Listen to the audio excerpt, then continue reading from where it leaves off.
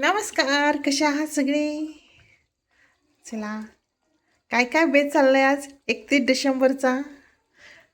आम्ही तर करायला लागलोय मस्तपैकी झणझणीत अशी पावभाजी.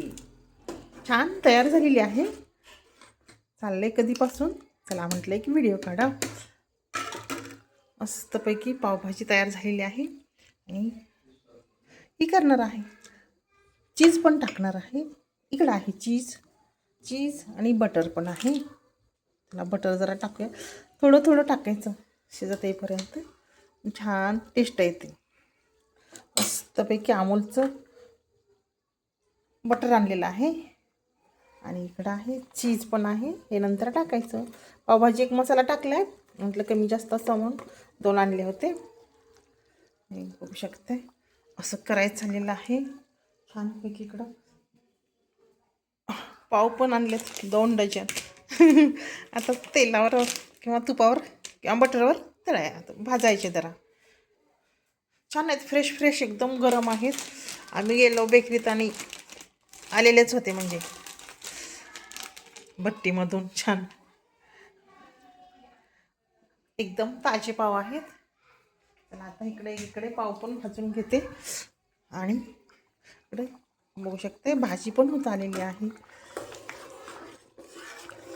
मस्तपैकी पावभाजी करायचं चाललेलं आहे. थोडी कोथिंबीर टाकते. इकडं पण चिरून ठेवली, बघू शकता.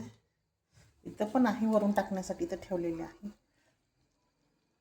वा, छान मस्त छान. बटर पण टाकलेलं आहे. चला आता मला काय करायचं, हे खोलायचेच आहेत पाव. ते करून घेतो ना.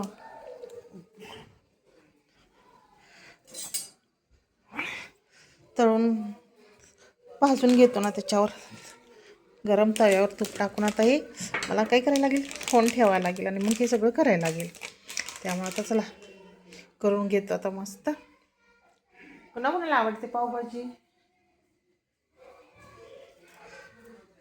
चालेल. हा हा,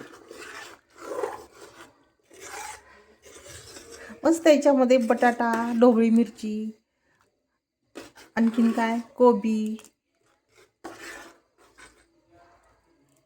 आणि नंतर टोमॅटो आणि कांद्याचं मस्त तेलात परतून घेतले आणि मग सगळं मॅश केलेलं टाकलं. अगोदर कुकरला 3 शिट्ट्या करून घेतलेल्या भाज्यांच्या, म्हणजे पटकन होते.